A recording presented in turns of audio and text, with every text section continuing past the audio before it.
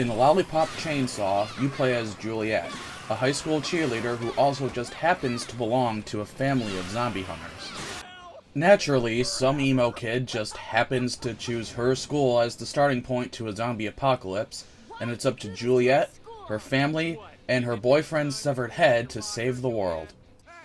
So you go through the game fighting off hordes of zombies, saving your classmates, and finding lollipops.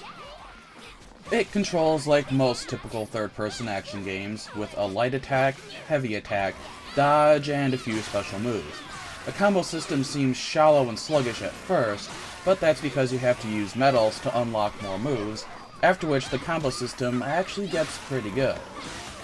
Being a zombie game, the AI obviously leaves a lot to be desired. Outside of bosses and a few special zombies, it's mostly just mindless killing. But all zombie games are like this, because having zombies that can think would just be silly. The only really bad thing about the gameplay are the minigames and QuickTime Events. While the idea of zombie basketball may seem fun, it's really just tedious. Plus, if you fail any of the minigames throughout the game, it's instant death. That really takes away even the tiniest bit of enjoyment you could get from them. And the QuickTime Events are everywhere. Need to use Nick to get through a blockade? QuickTime Event. Need to jump on zombie heads to get across the gap? QuickTime Event.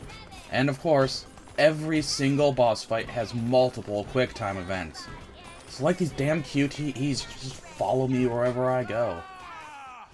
But at least the graphics are nice. They're cartoony and colorful as they were intended, and are nicely rendered. The character models look great as well. The soundtrack is also very fitting to the mood. Hey Mickey plays when you activate her Sparkle Hunt mode, and appropriate rock music plays during the boss battles, who are all based on different rock genres. The voice acting is also really well done. The jokes are all delivered with the proper tone, and the entire cast are clearly having a good time with it. I hate it when everyone turns into zombies, but it's also kind of fun because I get to do stuff like jump on a fire truck. Haha! It is fun! It makes me forget that most of my friends are dead! So the game is far from perfect, but when you aren't in a crappy minigame or QTE, it's actually a lot of fun.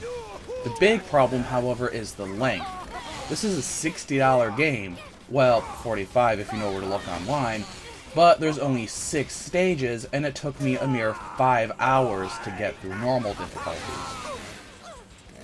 There are some incentives to replay levels, leaderboards, unlocking combos and costumes.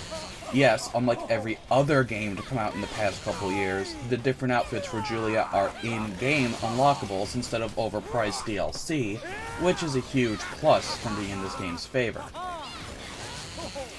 That all being said, despite how much I enjoyed the game, I just can't recommend it to anyone at full price.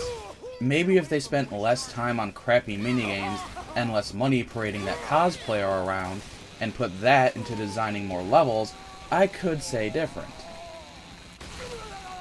But as it stands, I recommend waiting to find it in the bargain bin, or renting it. It is worth a small amount of time, just not the full retail price. Thank you for watching, and see you next time.